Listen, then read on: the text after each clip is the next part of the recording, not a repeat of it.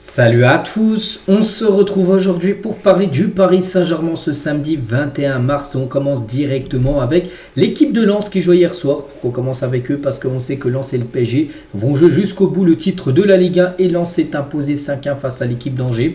Donc félicitations à eux et surtout au classement ça donne quoi? Donc ça donne que le Paris Saint-Germain actuellement là n'est plus leader du championnat français. Le PSG deuxième 57 points, Lens premier 59 points. Mais une donnée bien sûr à prendre en compte, le Paris Saint-Germain a 2 matchs en moins que le Racing Club de Lens. Donc tout d'abord ça passe par un match ce soir bien sûr contre Nice et il y aura le match en retard là contre Nantes qui se jouera fin avril prochain. Donc c'est simple, si Paris venait à remporter ces 2 matchs là en retard, donc Paris serait du coup à 63 points et du coup ça ferait 4 points d'avance sur l'équipe de Lens. Donc voilà, pour vous montrer vraiment l'importance déjà tout d'abord du match de ce soir bien sûr contre l'équipe de Nice. Bon, on va parler bien sûr de cette rencontre parce que ce soir c'est le dernier match avant la trêve internationale où pendant on va dire une dizaine de jours il n'y aura pas de match bien sûr pour Paris. Donc là le match bien sûr ce soir 21h05 puis après prochain match les gars ça sera au Parc des Princes le 3 avril prochain face à Toulouse. Puis après ça sera vraiment des matchs très importants, les 2 matchs contre Liverpool, il y a le match contre Lens, il y a le match contre Lyon. Après c'est très costaud donc c'est pour ça là vraiment, puis c'est bien de partir voilà, pour une trêve internationale avec de la confiance, enfin d'être bien. C'est pour ça que ce soir, ce serait bien de gagner. C'est pratiquement une victoire obligatoire, bien sûr, pour le Paris Saint-Germain. Concernant le point médical, il y a toujours un point médical qui sort la veille. Donc c'était hier, le point médical est sorti par rapport aux joueurs qui sont absents. Donc tout d'abord, Bradley Barcola a débuté les soins à la suite de son entorse de la cheville droite intervenue lors du match contre Chelsea. N'oubliez pas que Barcola, normalement, on parle de 3 à 4 semaines. Donc pour l'instant, il est très, il peut dire il est très incertain, voire peut-être forfait. Bon, officiellement on ne sait pas si c'est oui ou sûr ou pas, mais il ne devrait pas jouer contre Liverpool.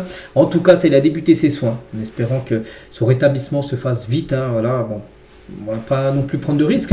Donc Ruiz, les gars, toujours pas dispo. Ruiz, ça fait quand même 2 mois qu'il n'a pas joué, continue son travail individuel adapté. J'ai pu voir les gars qui pourraient être de retour contre Toulouse. Ruiz, bon, on espère voilà, qu'il puisse faire son retour et qu'il soit là bien sûr pour les gros matchs là qui arrivent. Et concernant Njantou, donc blessé jusqu'à la fin de saison, on poursuit bien sûr lui son protocole de soins. Luis Enrique en conférence de presse, il a parlé également de João Neves parce que le dit les gars, il est absent.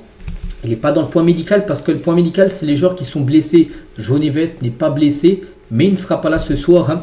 Il a dit il faut faire attention à sa condition physique, ajoute Luis Enrique. C'est normal de faire ça à ce moment-là. En gros, lui donne un peu comme la saison dernière, on se souvient qu'Enrique avait donné à certains joueurs. Je me souviens, Vitinha, je crois, avait une semaine de repos. Et bon, en tout cas, João Neves, il veut lui donner du repos. Donc là, João Neves, là, il peut directement partir mini-vacances, puis après partir en sélection parce qu'il a été appelé pour jouer avec le Portugal. Mais ce soir, il ne sera pas là, João Neves. Il a préféré le mettre absent pour ce match-là, mais il n'est pas blessé. Attention, João Neves.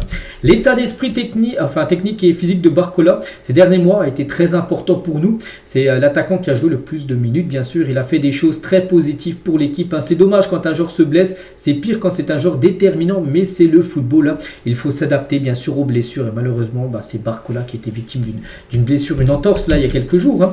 Donc j'aimerais avoir plus que 12, 13 ou 14 joueurs, mais quand on arrive à ce moment de la compétition, c'est moi qui décide les joueurs qui sont prêts.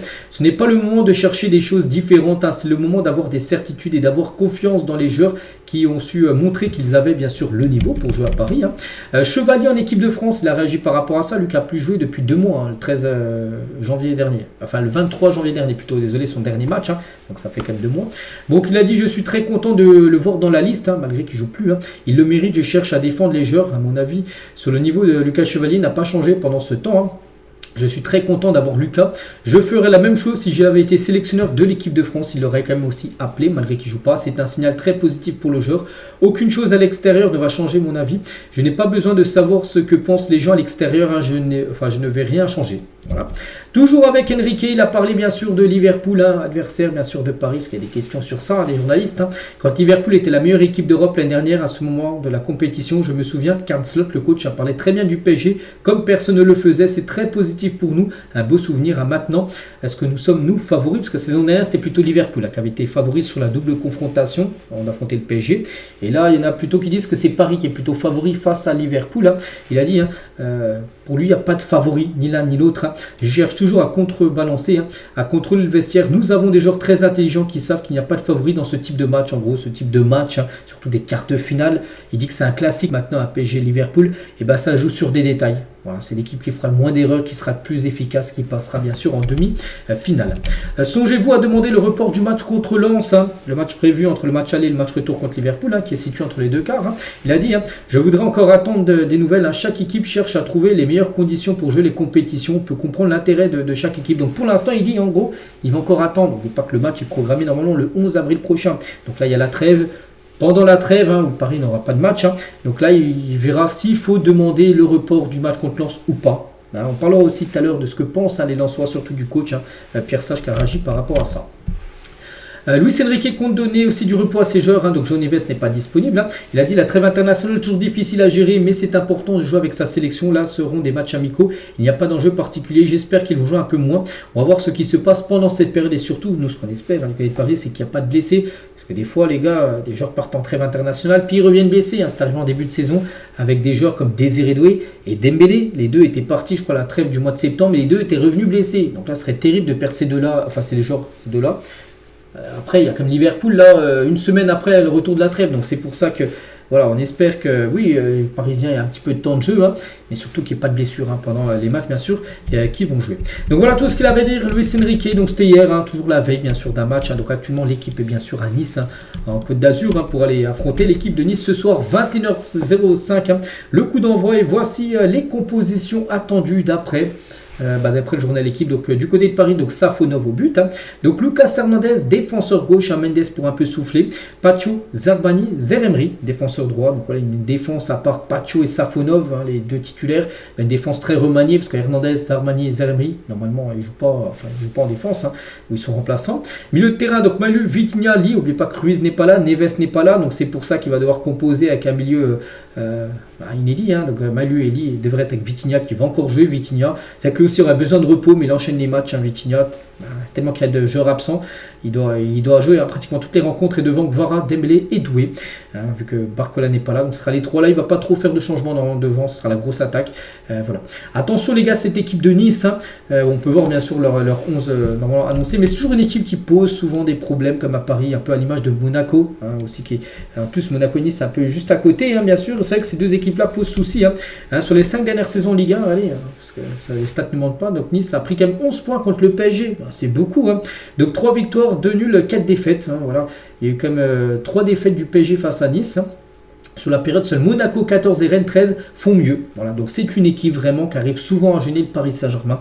Cette équipe de Nice, on se souvient, la dernière, je crois que c'était imposé, je crois 3, après une trêve internationale, c'était venu gagner 3 au parc. Donc c'est pour ça, attention. Voilà, cette équipe qui est un flop total en Coupe d'Europe, où ils ont fini, je crois, dernier de leur poule en Ligue Europa. Mais en tout cas, ils se surmotivent quand ils jouent contre le Paris Saint-Germain. Voilà, donc attention pour ce soir. Et pour revenir les gars sur le match, qu'on a un peu parlé tout à l'heure, le match contre Lens, prévu le 11 avril prochain, et Pierre Sage, il a été questionné en fin de match hier, vous ont gagné 5-1, on a parlé tout à l'heure, Lens. Donc Pierre Sage est catégorique, il ne veut pas de report du match Lens-Paris Saint-Germain, donc il a dit, on n'a pas à subir ces choses-là, nous de base on n'est pas d'accord, un duo de la pyramide, on n'est pas d'accord, nous on a joué un match de Coupe de France un jeudi face à Lyon, il a fallu jouer le dimanche après contre Metz, donc je comprends que le fait d'avoir plus de repos permet d'être performant, ils l'ont confirmé lors de leur match face à Chelsea, mais aujourd'hui c'est un club qui est très performant, le PSG, qui est dans beaucoup de compétitions, ils connaissent aussi les contraintes, et je vous avoue que de notre côté il ne reste qu'une date. Voilà, donc pour lui les gars, pour lui non, pour lui vraiment si on lui demande, il serait contre tout simplement de reporter ce match, bien sûr face à l'équipe de Paris, et à noter les gars que le PSG va peut-être faire la demande et ça sera peut-être refusé par Lens, ce qui est le cas, mais si le PSG contre Lens est reporté, ça peut être aussi le cas. Le match, ça se peut que ça soit le cas. Et du coup, se trouve Pierre Sage va dire, du coup, ok, on accepte.